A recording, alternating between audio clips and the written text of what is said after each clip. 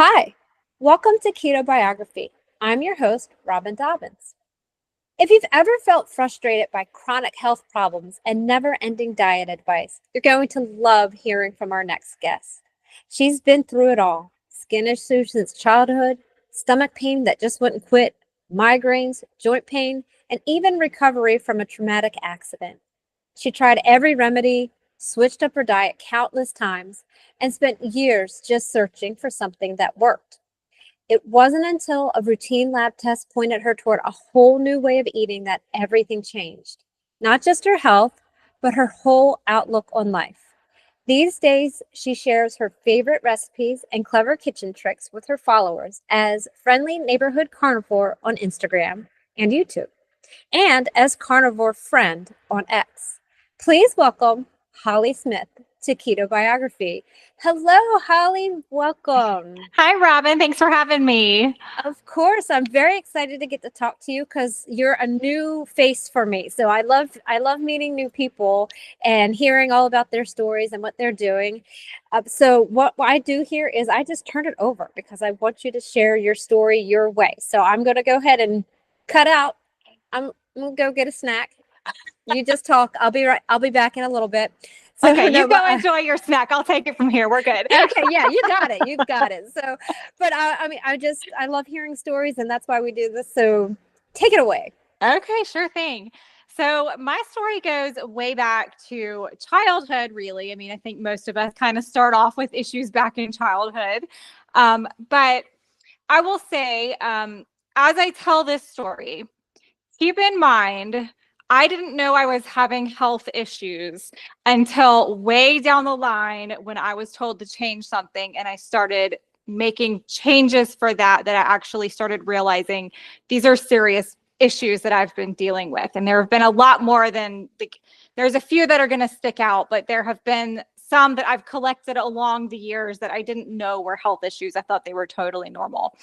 So starting back when I was around like 4 or 5 years old, I started with skin issues.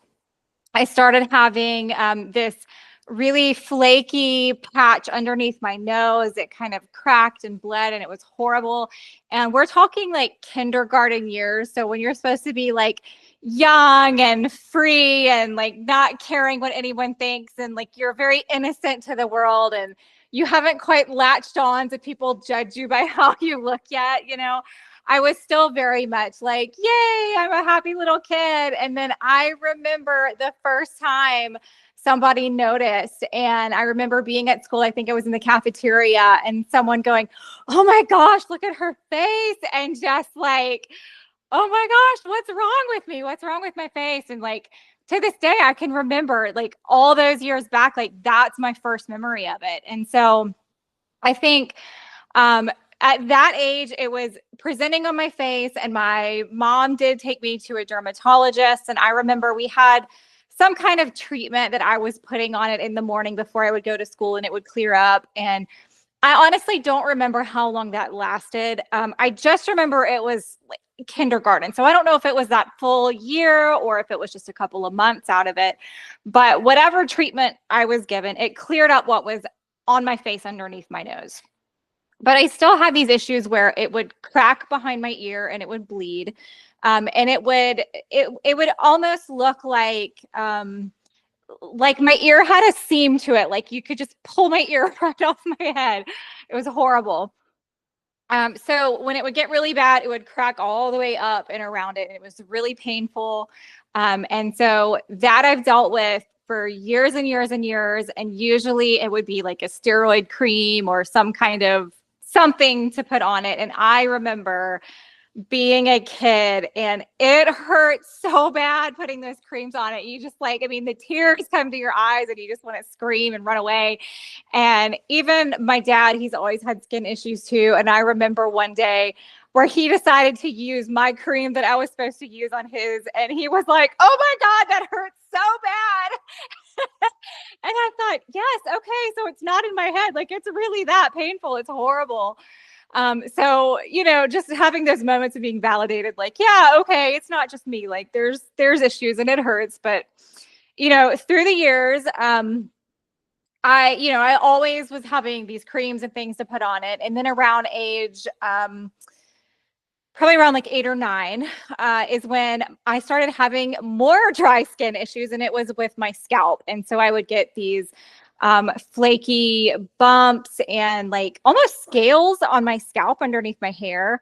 And honestly, I didn't, it was really dandruffy, but I don't think I ever complained to my parents about it. I just thought it was a normal thing. I mean, it was weird, but I didn't know that it wasn't something everyone dealt with. So I just kind of let it go.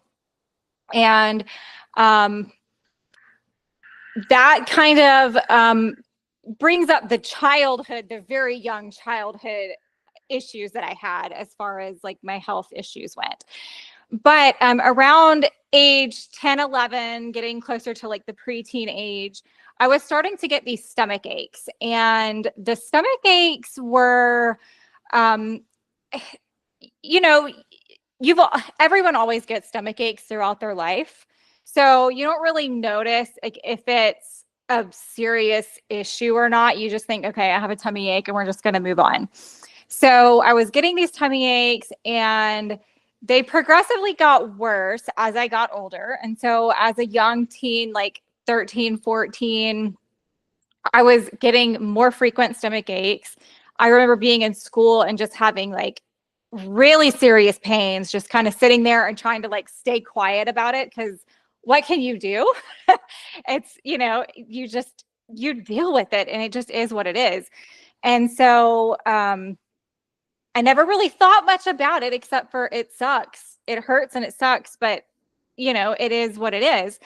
And as my teenage years went on, and I was getting them more and more frequently, and it was very uncomfortable. And I remember like, we always ate as a family, and like Friday nights were usually, not every night, but for the most part, by the end of the week, your parents are tired. They don't want to cook anymore. So that's usually like pizza night. We're going to order out and have pizza. So I remember we would get pizza quite often on a Friday. And it got to the point where every Friday evening, without fail, once I had that pizza, I was laying on the floor in agony. I mean, just writhing in pain. Like I felt like somebody was wearing a stiletto heel and was just standing on my stomach with that heel, just pressing in as hard as it can go. It was the worst pain, and it would last for hours. And I got to a point where, like, because it was almost every time I ate, my stomach would hurt so bad that I got to the point of not wanting to eat anymore. Because I just felt like, if you don't eat, you don't have the stomach ache. I mean, yeah, you'll be hungry and you'll get like the empty tummy growl, but it was a completely different, uncomfortable feeling than just pure agony after eating.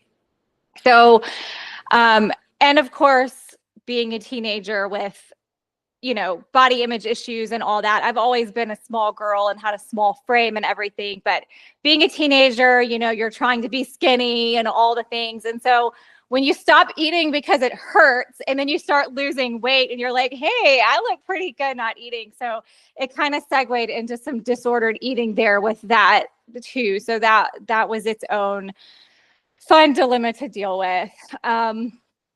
So eventually, I did get some help for getting, that back on track as far as like making sure I'm eating and things like that, and wanting to feel good and feel normal and all that. But even in doing that, when I was seeing a psychologist, we would talk about things, and I got to a point where I was eating a lot less than before, just because, like I said, eating brought pain. So if I didn't eat as much, I wouldn't have quite as much pain afterwards. At this point, nobody's ever mentioned anything about nutrition. No one's ever looked at what are you eating that could be causing you pain. It's just, it's in your head, you eat and you say your stomach hurts, but you don't want to eat. That's why you're saying your stomach hurts. And that wasn't really what the situation was. So, I got kind of past that, for the most part. As I got older, I moved away for college, living on my own. And at this point, I'm starting to cook for myself. And my whole life I had always eaten pretty much at home. It was very much a standard American diet. I mean, that's how we were raised. That's how we're raised. So that's what I followed. But my parents, they always cooked. We always had family meals. And like I said, Friday was pretty much the only cop out day of the week ever that they were not cooking a full on gourmet meal. Like they cooked. And so we always had family time eating together. And, it was a well-rounded food pyramid type meal. We hit all the things. We had the protein and the grains and the fruits and the vegetables and all the things were there. So when I moved out and I went to college and started cooking for myself, I thought, okay, we're going to, obviously I had a good foundation. I'm just going to keep building on what I've got.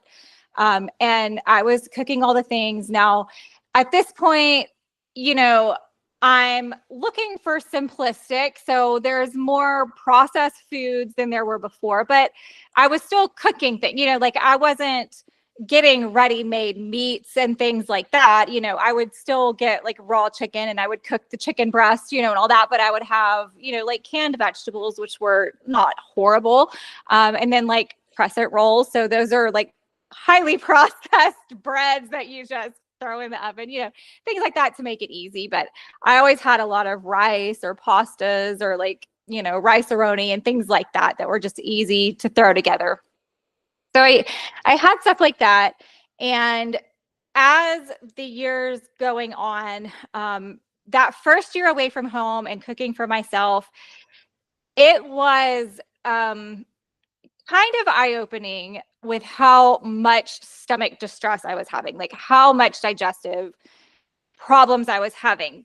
It was getting progressively worse. My stomach aches were severe and they were more frequent. But here's the thing. I had a roommate and my roommate had Crohn's. So she was always in agony as well. We were in a totally normal place living together in misery, and neither of us knew that this is not normal. Okay. Like we just live in agony day to day, and it's how it is. So the years go by. The stomach aches are getting very frequent and very severe. And I'm talking like 3 or 4 days a week minimum of just writhing in pain, laying there, not able to function, getting very tired. Like I can't stay awake. Like just, there's no energy, a lot of pain, a lot of runs to the bathroom. Occasionally I would have a week where I pretty much felt like this every single day.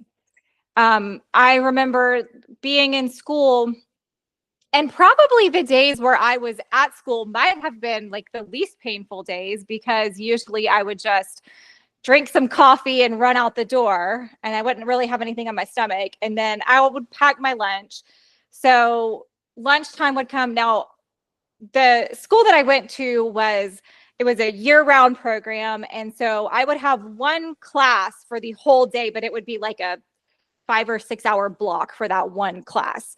So I would be fine the first half of the day. We would have our lunch break. I'd feel pretty crappy right after lunch. I mean, but that was normal for me. That was status quo. You feel like crap after you eat. And then maybe like an hour later, I'd be feeling better until it was time to go back home. And then I'd cook dinner and then I'd be feeling like crap again, So, as this goes on and the stomach aches are getting worse and it's getting to the point where I've had moments where I remember around Christmas time, we were broke. We couldn't afford for cable or anything else. So we're just living off of the 1 or 2 channels we can possibly get through the fuzz on the TV. And it was Christmas time and there was a Christmas special on and I was so excited for it. I've been waiting all week for this Christmas special. Just bring me some nostalgia from my childhood. And I got me a glass of milk and some Oreos. And I sat there enjoying those Oreos, dunking them in that milk. And I'm telling you, within a few minutes, I was in so much pain. I literally passed out unconscious from the agony of these freaking Oreos and this glass of milk. And you would think at this point, my brain would go, you idiot. you're eating things that are making you sick. Now, I did think, okay, I can't have a glass of milk and Oreos ever again together. um, I don't know, but it was getting very, very serious, very bad. So at this point, I decided, okay, I have got to go see somebody about this because it cannot be normal to lose consciousness during a 30-minute period where all you wanted was to watch this 30-minute Christmas special and you lose consciousness because you are hurting so bad. Your stomach just hurts so bad. And so at this point in time, it's been a few years that I've been on my own.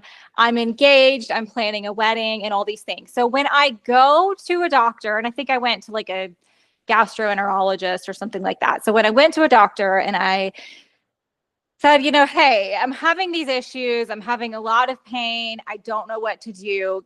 What is wrong with me? And they ran some tests and they did some things. And of course, there's nothing. We can't find anything. There's nothing wrong with you. And then they started saying, well, I noticed that you have an engagement ring on. So are you like under a lot of stress right now and all this? And I'm like, yeah, I mean, I'm getting married, but this stuff has been going on for years. Like, this isn't new. This shouldn't be stress related. Like, this has been consistent throughout my life. And so he finally was pretty much like, well, I think you have irritable bowel syndrome.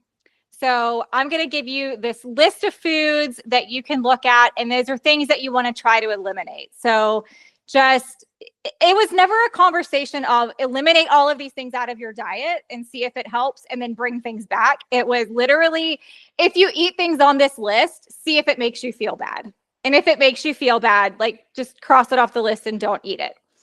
And it was a really stupid list. I really wish I had the list nowadays because I'm so curious what the full thing was. I don't remember everything that was on it, but the things that stick out in my head was like dairy and bananas and iceberg lettuce.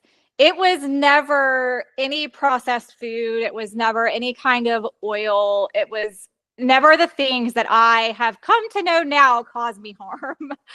So that was an interesting thing, is going through this list and trying to figure this out. And I kind of battled that out for a while, and I cut out the dairy. And, when you cut out one thing and you feel a little bit better, you kind of start feeling like, okay, maybe there's other things I could cut out. And the narrative. The narrative is get rid of the meat, get rid of the red meat, get rid of any animal products and all that. And now I never did go vegan. I never did go vegetarian. I have always been a meat eater and I've always loved it. But during this time that I was supposed to be taking things out of my diet that are causing me harm, I started with removing the dairy, and I felt better removing the dairy. And that meant I was having almond milk and soy milk and, those kind of things. And yes, they were terrible. I hated them. They tasted awful. But I wanted my cereal. So by God, I had to have something to pour on my cereal. And if that's what I had to do, I was going to suck it up and eat my cereal with this horrible milk. I also during this time started making my own soy milk. I had like a soy milk maker and started making my own soy milk because I was like, it's going to be cheaper if I can buy like the soybeans and just do it myself. I learned a lot during that process. Do you know how much sugar goes into soy milk to make it taste good? I'm telling you, like the amount of sugar I was consuming was outrageous. But yeah, so I was cutting things out and trying to make these switches. And then I'm thinking like, okay, well, if I'm making these switches and I'm feeling a little bit better, who's to say they weren't right about like red meat? So I would have less red meat and less burgers and things like that. And then less bacon because it's really fatty. And I'd be doing like turkey bacon. And then I'd be doing a lot of chicken breasts, and they're really lean stuff. But at least I was having some protein in there. So, I was going down that route, and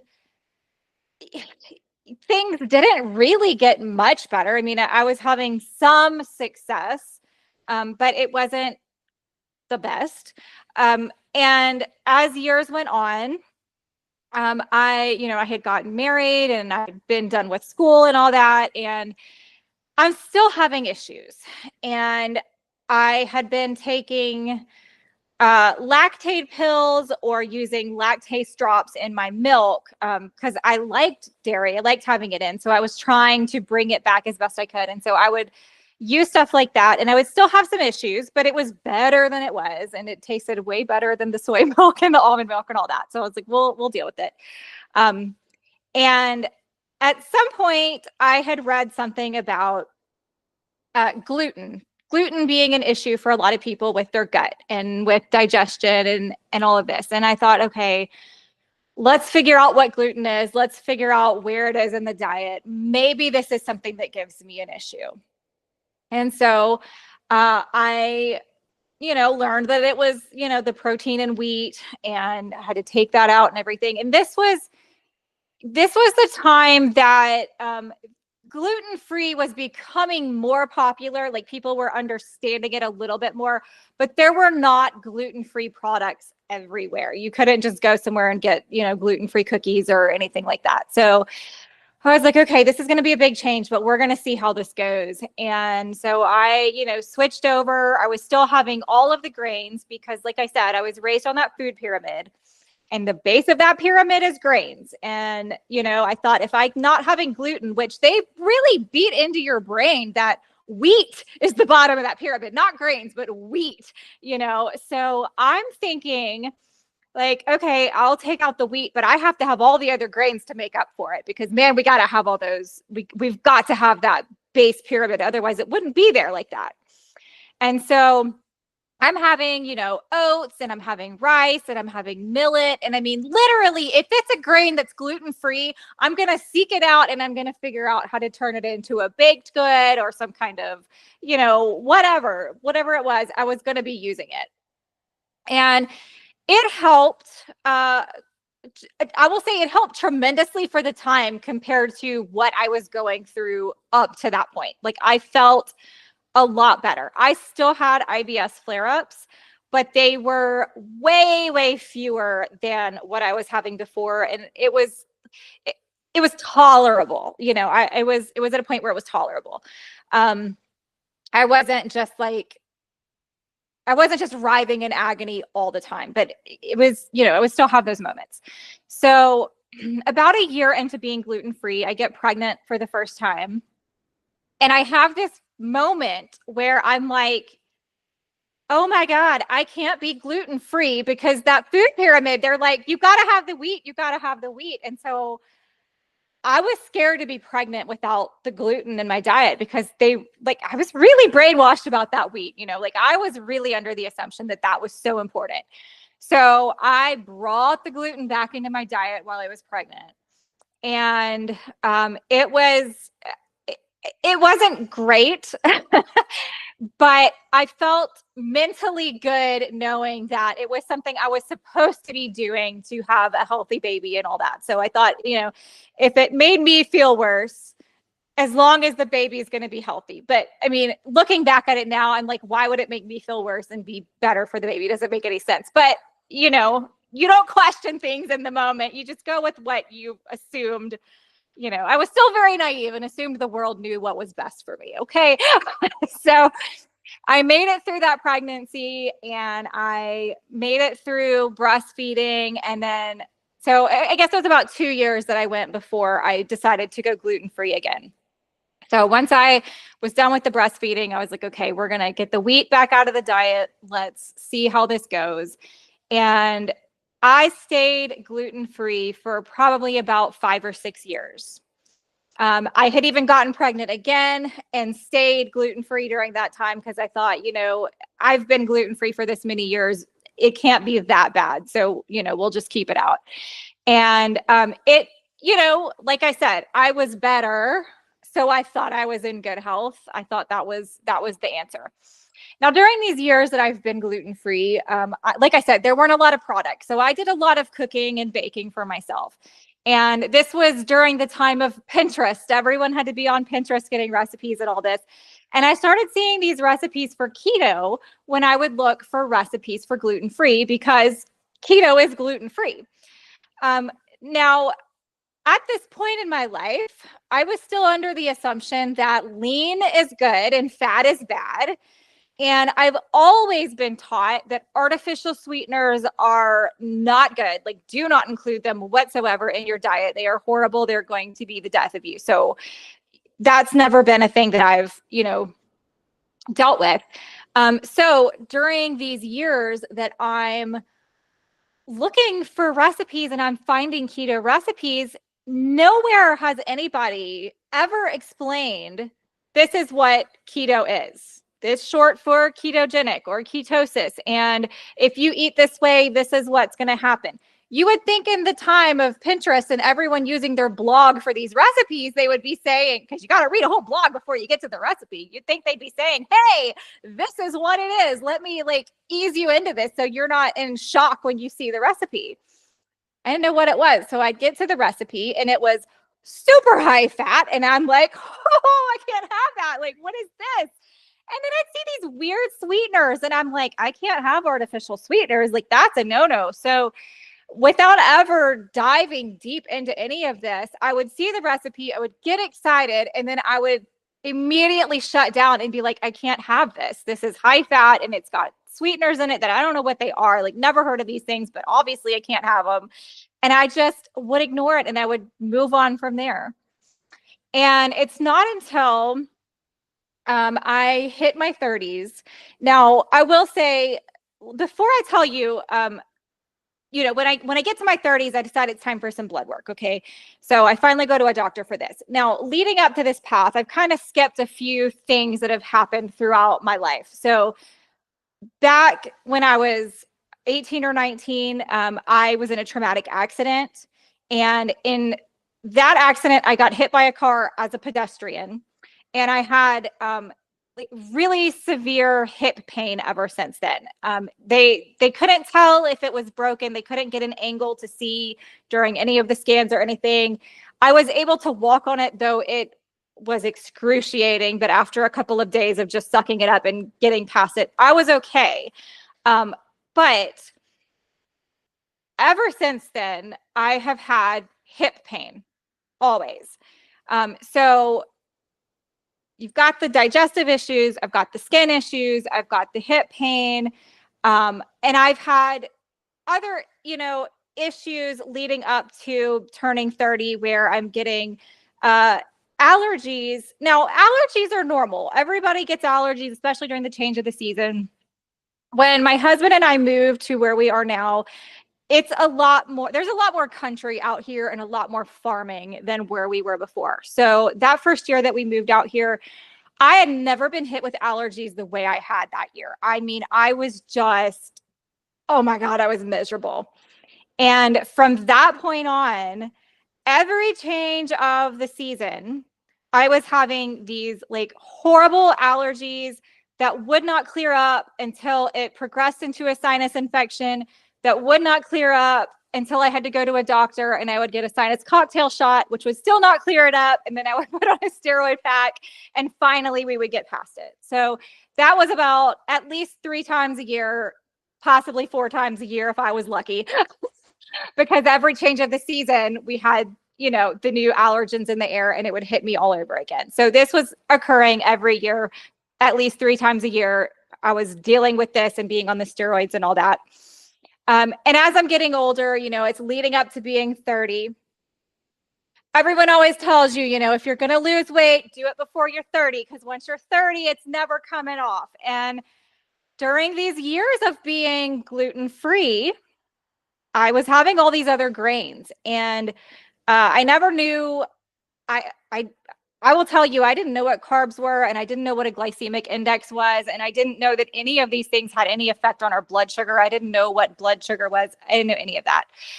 So I definitely had no idea that the oats and the millet and the rice, all of the things that I was replacing the wheat with, were a higher glycemic food, meaning they were sugarier when they hit my body than before. So I was triggering all kinds of things. And I was having back pain and I was having joint pain and just all of these things adding up over the years. And then in addition to that, when I had started out when I had gone back to being gluten-free, I was about 115 pounds. And like I said, I have a small frame. I've always been pretty small. And to the point where I'm 30 and I'm deciding it's time to get blood work done, I'm 140 pounds. And it doesn't sound like a lot, especially nowadays, because 140 pounds is very acceptable for most people. Like, it's not that much. But for me being the size that I am and 115 pounds being my starting point, I was heavier than I needed to be. I knew I was heavier. I knew I was gaining weight. And I knew I didn't feel great. Like I said, I was having the aches and the pains and all this. And I'm turning 30, and people have said, if you're going to lose weight, you got to do it before you're 30. And I'm like, well, crap, I'm just gaining weight. There's nothing I can do at this point. I'm just stuck here. And so, I'd been to the doctors throughout the years, but it was always because it was pertaining to an issue. I was sick, I needed a doctor. I was having pain, I needed a doctor. It was never a routine, hey, let's get some blood work, see where we're at. So nobody ever did blood work. I've never had it done. And so I thought, you're a grown up now. It's time to, put on your big girl pants, get down there to the doctor's office and be like, hey, take my blood and give me some information, because I don't know. I just know I'm gaining weight and I don't feel good. And here we go. So I went, and my blood work got run, and the nurse calls me a couple days later, and she tells me, hey, Holly, you have high triglycerides. And I'm like, I don't know what triglycerides are, but she's telling me they're high, and that's not good. And I'm like, okay, well, I'll see what I can do. And so she says, well, the best thing you can do is to lay off the carbs. And I'm thinking, like, okay, I can do that. Like, she knows what she's talking about. She's telling me lay off the carbs. And I get off the phone with her, and I stand there, and I'm like, what are these carbs that I've got to take out of my diet? And I'm like thinking, and I'm like, what the heck is a carb? Like, I don't even know. So I'm like, all right, here we go. So I get on the computer, and I'm looking up, like, what are carbs? And she's talking about taking them out of the diet and how do I reduce them? And then that keto pops up again on the internet. And I'm like, why is this keto popping up again? I'm not looking for gluten-free stuff right now. I'm just looking for lowering, my carb intake. And I figure out that, like, the carbs are literally everything I've been eating. Like, it's all the things. And I'm having one of those flashbacks of, like, the moment I took out the gluten and then brought everything else in place of it. And I'm just like, oh my gosh, this is so bad. Like, everything I've been eating is just horrible. And then I start getting information on what keto is. And it's, an extremely low carb way of eating. And yes, it can help you lower your triglycerides. And in addition to that, it can help you lose weight, and it can help you feel this, and it can help you feel that. And I'm like, I don't know how that's possible, but the nurse said to do it. She said, you got to get your triglycerides down. And I thought, I'm going to do it. I thought, there's no way I'm going to lose weight because I'm 30 now. And they said that if you turn 30, you're not losing any weight. So I don't have a hope left in the world on that. I'm just going to suck it up and be myself that I am. But we're going to go low carb, and we're going to get these, triglycerides down. And I started doing that. It was, I want to say it was maybe, let's see, I think it was 2022 that I started keto. Let's see, I'm okay. About to be 3 years in carnivore, and I was a year before that. So I guess it was 21 when I started keto, and I was just doing it for the triglycerides. But literally within a week or two, I wasn't having IBS attacks. I was not having hip pain. This was prime allergy season for the fall is when I started. I wasn't having issues with my allergies yet, which usually that would have hit me already. All these things were suddenly feeling better. And I was like, how is this the way, you know, like, I don't know how it's working, but it's working. And then I'm like, and I'm losing weight, and that's not supposed to happen. I'm 30 now. I shouldn't be losing weight. What's going on? And so I thought, all right, we're just going to keep going with this and see how it goes. And I just kept at it, and I loved it. It was wonderful. It was the best I've ever felt. I would still have the occasional IBS attack, but it was so much better than it was. I still had the skin issues with my scalp, but it was better than it had been. It wasn't terrible. And about a year into this, I got my blood work back again, and my triglycerides were lowering, and I thought, okay, it's working. This is great. But because my skin issues hadn't cleared up, and because I was so focused on like counting the carbs and getting them lower and all that, I had been hearing Dr. Ken Berry talk about, just kind of turning down the knob on your carbs, and just getting a little lower each time. And I was finding carnivore influencers on YouTube, because I was finding that I could make their recipes for like carnivore bread and things like that, and have other keto treats within my day, like it would fit my macros better. I could find some other treats, and stuff like that. And so I was really trying to do that so I could enjoy more of those other things that I probably shouldn't have been having. And then because I was still having the skin issues, another thing Dr. Berry would talk about was whenever he would do his live Q&As, every time somebody would ask about a skin condition, his answer was always, go carnivore for 30 days or 90 days or, whatever. But carnivore will probably help. But if you're having a skin condition, you're going to have to take all these things out and start from there. And so I finally decided, like, I'm tired of counting carbs. All these people that are doing carnivore, they seem really happy just eating and not counting anything. And I thought that sounds really good. And I know that there are recipes out there that I already like that are carnivore. So I've already been trying them out. And this is even lower carbs than, keto was, and all of these things together. And I thought, and if this is going to maybe bring me some healing for my scalp, we'll give it a try. And so after a year of being keto, I tried carnivore, and I didn't plan on sticking to it, to be honest. I thought it was going to be a short-term thing. And about 30 days into it, I was feeling so good. And I'm talking like the most bizarre, like after a year of healing on keto, you wouldn't think things could get that much better, right? And the amount of energy that I had on carnivore was just mind blowing.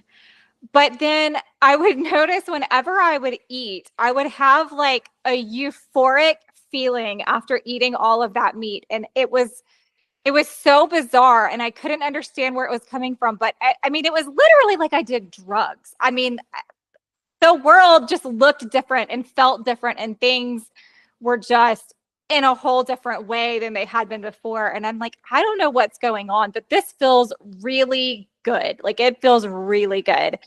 And I just decided we're going to stick with carnivore. I kind of already had it in my mind, I'm going to stick with carnivore, but I started feeling bad about a month into it. And I was like, what is going on? Like, I mean, I was having some really weird like cramps in my legs. My hips started hurting again. I was having these migraines, and I was like, I don't know what's going on. And long story short, I had been watching Sally K. Norton. I had watched a lot of interviews with her, and she is the queen of all things oxalates. And I had already seen, I can't tell you how many things that she was on and knew about oxalates, but it never crossed my mind that it could be oxalates that was my issue. And I was oxalate dumping, and it was horrible. And all I did was fix a cup of tea, and within 20 minutes, all the pain was gone. I mean, I went for like a week feeling horrible. Like it was awful. And a cup of tea, 20 minutes later, I was feeling better. And that was the moment where I thought, if these things are in my body and these toxins are what my body is holding on to when I'm eating all this stuff, maybe let's not go back to that. Maybe let's just stay carnivore, and we'll stay the course. So that's how it's been. Wow, this has been amazing. I'm glad we just let you go, because really, I wrote it down. The title of this should be Brainwashed by the Food Pyramid, because it is absolutely amazing. And I did it too. How many things we are just like, oh, that's normal, or it's a normal part of aging. It's just who I am. It's just like these things are normal. So it doesn't click that it's something with the food. And you noticed, let me see, I wrote it down. You noticed uh early on in your teenage years, right? In your teenage years, that when you ate, it caused pain. So you had the association way back in your teenage years, but you had to kick yourself a few more times before you made that switch. And I will mention that I made my switch at 40, so you made your switch at 30. So you're still way ahead of the game for compared to someone like me. And it's just that one thing after the other process that you just have to kind of go through, and everybody has to kind of go through it for themselves. So this has been pretty interesting all the way through, and I'm trying to open up my notebook because it doesn't want to open up to get to where my questions are. But I'll start with the most recent thing you said first, because I'm very interested in oxalate and oxalate dumping. I've heard Sally Norton speak a couple times, books behind me. But there's just so many different ways that it can occur. Like my husband, he gets styes. He gets styes all the time. And there's not a lot that he's able to do, but just deal with it when it happens. So tell me more about the tea, because I know there's a protocol. So what protocol did you follow to help you with your symptoms? Yeah, so it was very simple. It's just that Sally talks about getting a little bit of oxalates back in the system so you can just slow the dumping down. So it will just be like, okay, wait a minute. We've got some more to hold on to for a minute. So we're not going to just release it all out at once. So it was literally just a cup of black tea. It was nothing special. It was just a cup of black tea, 1 cup of it. And within 20 minutes, I was better. I mean, like, wouldn't have even known I was having those problems. Yeah, it is. It's interesting. You think it's counterintuitive, but it does work. And I would promise you, I have told my husband many a time that if he just did that little thing and added a little bit more, then the size wouldn't be as bad as what he gets. But he does it. He And powers through. It's been going on for years, and we're just still trying to figure that out. So uh, uh and I will say the protocol is written out if somebody's having problems with these things. So it's anywhere that you can release a toxin, you can get an issue. So it could be a rash, it could be a sty, it could be joint pain, anywhere that's possible. It could happen. The headaches. Oh, yeah. A lot of people complain about the headaches and they don't realize that's what it is. And so, in fact, I was thinking about that myself. Like, oh, I still get headaches occasionally. Maybe that's what I need to do as well.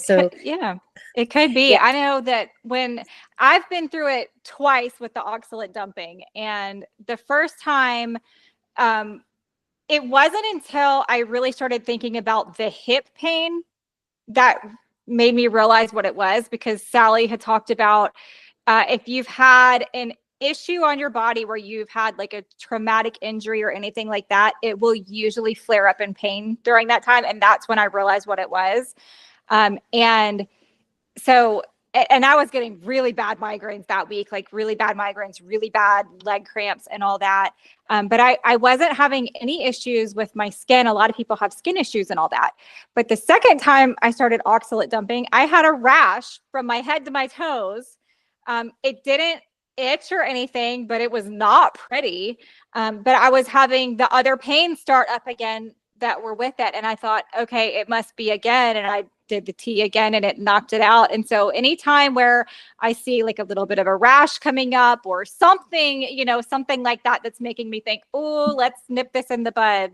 I will go get some tea and I will, and if it doesn't take care of it, I know it wasn't oxalates, but a lot of times it just knocks it out and I'm good to go. Yeah, that's a good tip. A good first thing to try. Just add a cup of tea, see if it goes away. Then at least you know what's happening and you can expect to slow it down. It's still going to Right. happen, but it'll slow it down, maybe be less painful, that sort of thing. And I was thinking the whole time you were telling your story is that I used to get stomach pains too. And I literally just called it the pain. And I would just wander off and go lay down in my bed and curl up in a ball and basically cry until it was over. The thing is, my husband had it too. So he would say, "Oh, I feel the pain." And he would go and do the same thing. So again, it was that normal thing. So you and your roommate and the Crohn's and the like, we're just going to do this in misery together. It's completely normal. This is how we roll. And I'm trying, while you're telling your story, I'm like, I can't even remember the last time that happened. So it's funny to think of the little things that clear up as you go along.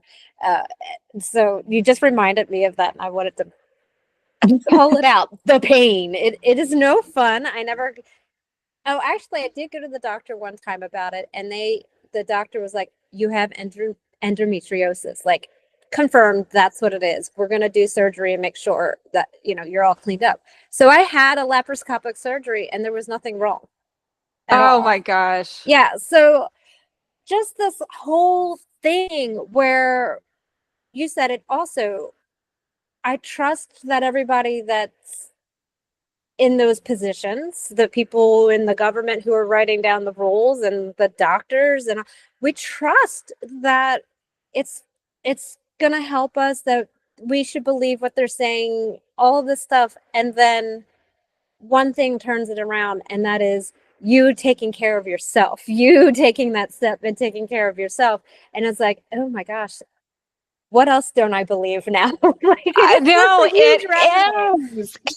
it's not that I want to say I'm a conspiracy theorist or anything, but I mean, it's like the more you learn that nobody is out for your best interest except for you, maybe your family, maybe your friends. But if there is an institution of more than, more than so many people, and they don't know you, you're not a face, you're not a name to them, they don't care, you're just a number.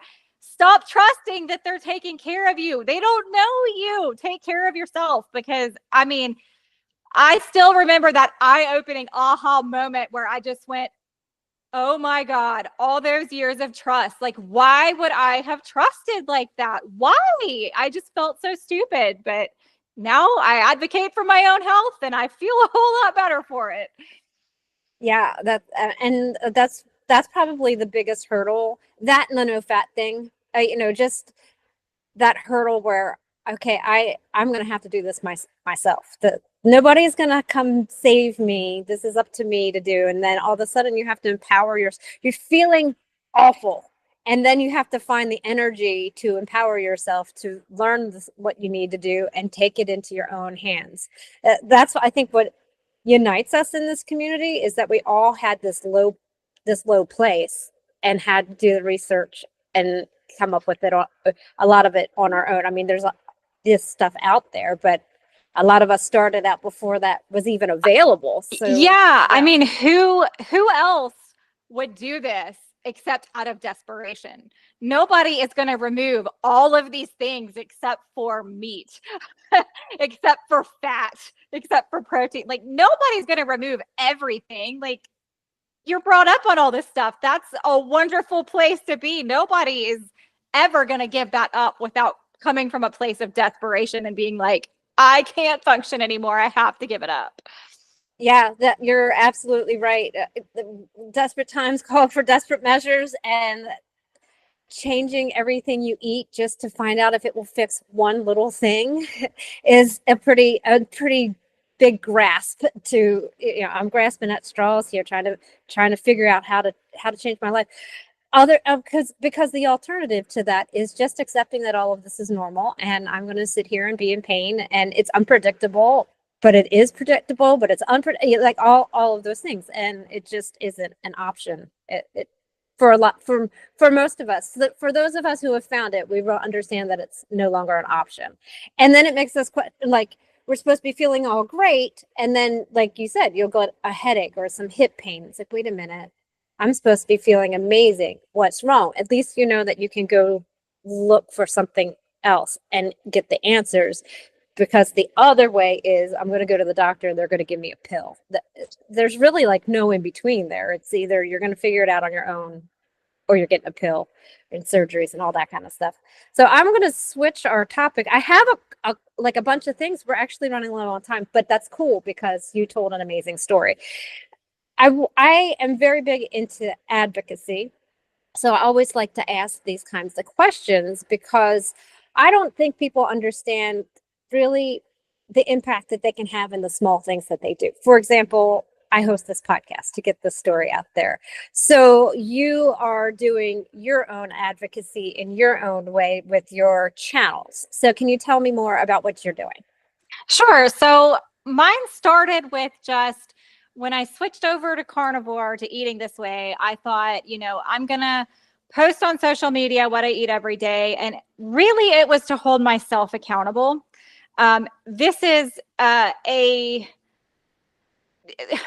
thing that I would not have done before switching what I was eating, because I didn't mention that I had anxiety and things like that, but I had anxiety to the point where I didn't even want to be on social media. A lot of people hide behind social media with their anxiety and they're like, I'm faceless and it's fine.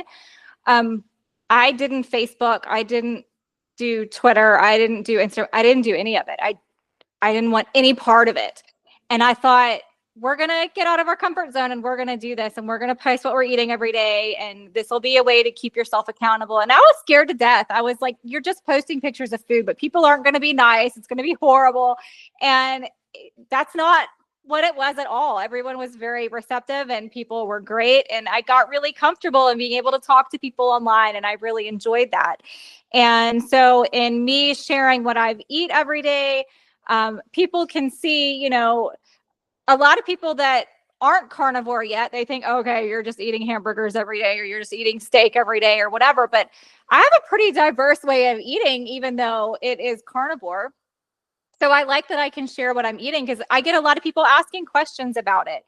And through that, people are asking for recipes and all that. So I finally decided, okay, I'm going to start a YouTube channel and I'm going to show people how I make some of these things that, I enjoy eating. And so that's what I've been doing. And my carnivore diet has segued into being a dairy-free carnivore diet, which is its own special niche because a lot of carnivores love dairy and depend on it. And I get that. And if I could, I would, because it's delicious. But then there's a lot of carnivores that are trying to shy away from dairy, maybe for weight loss, maybe it causes them inflammation or whatever. And there's not a lot of people out there that are showing dairy-free methods of making these different meals and stuff. So, that's what I enjoy doing with my channel is, where some people are loving having the chaffle, which is, a cheese waffle as their bread and stuff. I've got my version where we're using eggs to make, the waffles and all that, and different ratios of things in it make it a completely different texture, from this or that. And it's just really fun to be able to share different things that I do that make it really sustainable and fun to eat this way instead of being in a rut and having the same thing day in and day out. I absolutely love that. And I love that you're doing this from the dairy-free perspective because I have to keep dairy out as well. And every time somebody's like, oh, get this carnivore cookbook, I'm like, how many pages have the word cheese on it? Because if it has cheese, I can't have it.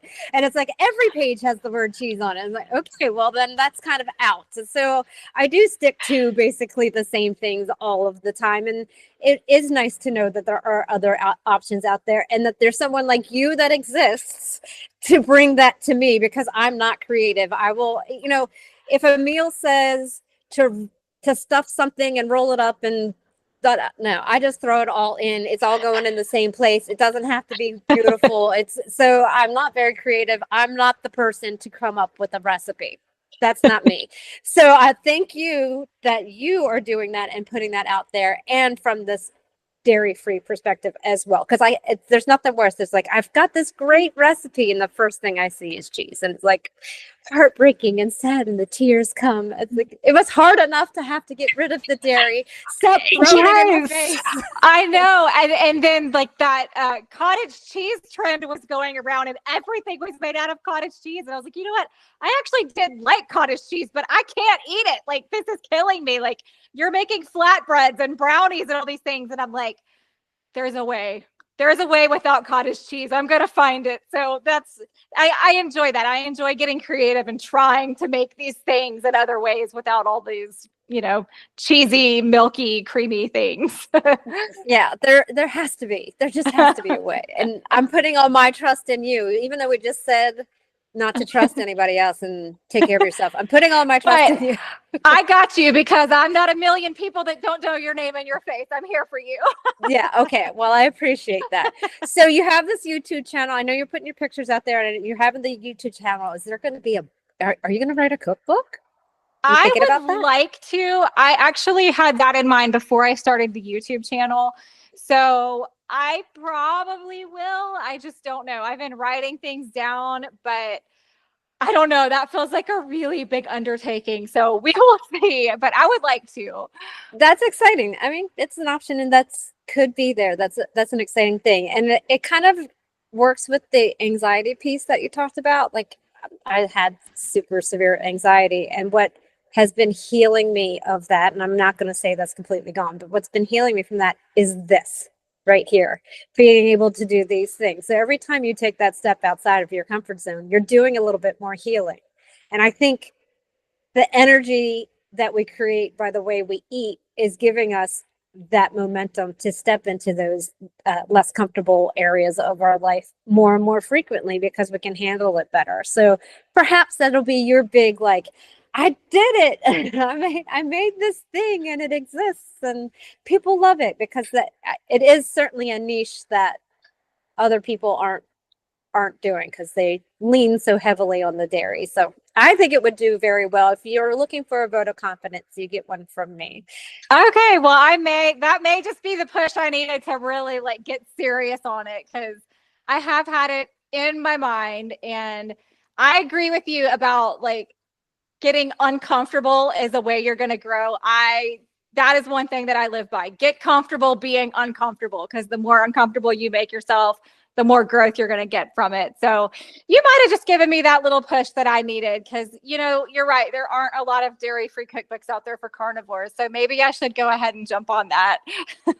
Yeah, a push, a kick off the side of the mountain, whatever, however you want to describe it. So we're running low on time, but I still have one more question that I think listeners will want to know. It is, how do you apply this in your family? Because a lot of people go multiple different directions on when they have kids. Like for me, it was a battle that I didn't want to fight. And now I kind of wish I had fought the battle. So how do you handle your lifestyle compared to everyone else in your home? So, okay. So how old are your kids? When I became low carb, my youngest was still in elementary school, and my oldest was in middle school. So okay. So yeah. You're about where I am now, because my youngest is almost finished with elementary school, and my other one is almost finished with middle school. But yeah, the battle it wasn't that hard. I'm not super strict on my kids as far as keto goes. At home, we eat keto. My husband, he's keto. He was supposed to be low carb for health reasons too. So he happily eats keto. He likes what I cook. And when we're home, I fix keto meals. And we have always been a family that the kids eat what we eat. So we've never been like, hey, what is your palate? Oh, you want to live off of chicken nuggets? Sure, I'll fix you chicken nuggets while we have our adult meal. Like whatever we were going to eat, they were going to eat too. So honestly, the switch to keto didn't really make that much of a difference with them. They were already used to eating what we were eating. They were already used to sitting down to a meal at dinner time and everything as a family. So it wasn't that big of a switch. They didn't really notice it was happening. The part that they noticed was mom is no longer buying us potato chips and cookies and fruit snacks and all of that stuff. So outside of the house, they are allowed to have essentially whatever they want. If they go to a friend's house, I'm not going to tell them you can't eat certain things. If my older son, he likes to get his lunch from the cafeteria at school. I know good and well he's not eating healthy there. My younger son, he likes to pack his lunch and have all of, the fun things. So we make slightly better choices than, I guess, a cafeteria lunch, but he doesn't have to have a keto meal. Now, if he has a sandwich, I will do keto bread, things like that. He does have a little bit of ADHD tendencies, and we see when he eats really well on keto, he does not have those issues. He does not struggle with it quite so much. So, in his lunchbox, he wants to fit in with his friends and all that. So he'll get, his low carb sandwich. He'll get his, he'll usually do carrots or cucumbers. He likes his little low carb veggies. He might get some like fruit or something like that. And then he'll get like maybe a bag of chips or a fruit snack or something like that. But that's his outside of the home, a little bit more freedom, and he blends in and he can trade if he wants to and that kind of thing. So they get, they get their healthy breakfast in the morning. They get their healthy meal at dinner time. And I know that everything's good there. They get an allowance, if I say an allowance, they earn money based on like chores and stuff that they do around the house. So if they're wanting some money, they know that they can do this or that and they can earn a little something. I am not going to tell them where they can and cannot spend their money that they earned on their own. So if they want to go to the store and they want to get junk food with it, I don't mind. I mean, they understand at this point, they know how they feel when they eat it. And if it doesn't make them feel good, they associate, I ate this and I don't feel good, but it was really good when I ate it. But they also know mom doesn't buy them this stuff because it makes them feel bad. So they know if they want it, they can have it. They can earn their money themselves and they can get it. And they're probably going to feel bad. And that's the whole reason mom doesn't buy it for them, is because she knows it makes them not feel good. So, there's that aspect of it. So they can still get their hands on it. They can still, do the things, but I don't feel like it's an all or nothing. I feel like we've made really good changes at home, and they're home more than they're anywhere else. So that's really the lasting impression there. And even my older son, he's a foodie. He has always been a little foodie. He loves going out to eat at restaurants and, all the things that they can offer on a menu. I don't care, I don't care what he orders. He can order whatever he wants. We're not battling with any issues or anything like that. So whatever he wants, he can have. And whenever we go on vacation, like if we're gone for a week and we're eating out a lot, he is so excited at the beginning of the week because it's like every night there's a restaurant and there's something fun to try, and he's jazzed about it. And by the end of the week, he has said to me on more than one vacation, more than one time that we've done this, by the end of the week, it's, "Oh, mom, I can't wait till we get back home and I can get back on keto meals." And I'm like, yes, he sees the difference. He knows how he feels. And it just makes me feel good that at this age, they can make that connection already, that this food makes me feel this good and this food doesn't make me feel good. So, yeah. Yeah, I like that concept. I mean, you said for yourself, you were built on a foundation of home cooked meals. Granted, they were sad diet food pyramid meals, but you were built on that foundation, which when you made this switch, you knew that, oh, I can go into the kitchen and take care of this myself. So you're giving your children that same gift. You're giving them that foundation. Yeah, we do kind of have to kick ourselves a few times. It doesn't work. We can't teach our kids absolutely everything and send them off. There's going to be a lot of trial and error involved, but you're giving them a good foundation and they're going to remember that. So yeah, when they stray or go on vacation and they notice the little things, that's going to keep happening until they then make their own decision. It's not mom made me do it. It is I made this decision. And I think that's a really great way to handle that. So I wish I had done that myself. I didn't. I really just thought, well, I was really, really sick at the time also. So there really was not energy to place into that. But I was doing things like instead of hamburger helper, I was making mommy's version of that or whatever. Cereal did slowly leave, and it got to the point that in the summer times, I would say you guys each get to pick that, the big huge bag. Like you get to pick one big huge bag of cereal. That's it you get for summer break. So my son would eat it all like in a week and a half, and my daughter would divvy it out through the whole summer break. So we did make some concessions, but all I can hope is that they have the foundation, because neither one of them are low carb, but both could notice some issues. Let's just say, just like we both did, and most of us have to go through, and that's really just kind of part of life. So I think that's a good approach. Well, Holly, it has been lovely to get to know you and to talk to you, because I'm sure you have a lot more things to share. But we've done it. We've put this one down. It's going to go in the record books. I always end with the same question of each of my guests. And so that is, before I do that, I did mention it in the introduction. Where can people find you?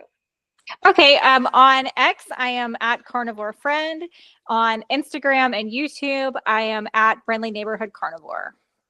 That's wonderful. And just, I like that it's friendly. Like, yes, like I'm not super carnivore that's going to come in and beat you on the head with this. We're just going to have a nice chat about it, and I'm going to offer some tips here and there, and yeah, that's a good thing. So, the last question: what advice would you give to help someone write their keto biography?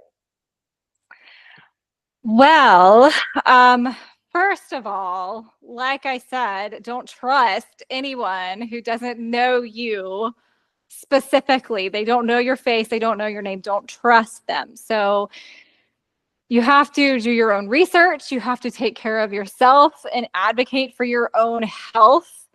And then if you're a person that is coming at this from the standard American diet, and you're just now getting to a point where you're thinking, I'm not feeling my best, even if it's one thing, because I feel like almost every one of us came to this way of eating for one reason. Like mine was, my one thing was those triglycerides. And I cured so much more than that one thing that I didn't even know those other things. I didn't know they were health issues. I had no idea. They were just normal life things. So if you're at the point in your life where one thing is dragging you down and you feel like it could be your food that's contributing to it, or even if you don't feel like it's your food, but you want to change something and see if it helps, because it could help all kinds of things, just make slow changes, a slow transition over time. It doesn't have to be carnivore. It can definitely be keto. It can be low carb. There's so many proper diets for every individual person, but it really helps to eliminate a lot of things on the front end and work your way back by adding things back in, because it's very hard when you're eating all the things and you're just trying to look through a blurred lens of, did this make me feel sick? Did this make me feel sick? Because you don't know. You ate it all. Within a 24-hour period, you've crossed everything. So try eliminating things and then slowly bring them back and see what brings you health. I could not agree more with that. I do often mention that, this is a range, and somebody can just be not basic, but low carb. Low carb works for that person, but some people have to go all the way to a full carnivore lifestyle, but everything in between is also acceptable. But yes, start off, get it all out and start reintroducing it, because there's too much cross-contamination and it's hard to figure it out. So that was lovely. It's been so great to talk to you and to get to know you. And I'm looking forward to your cookbook. So yeah, we're going to have to hold you to the fire for that one. And we say it all started here, even though you've been thinking about it for a while. So on behalf of Holly Smith, thank you for listening to our Keto Biography. Thank you. Bye.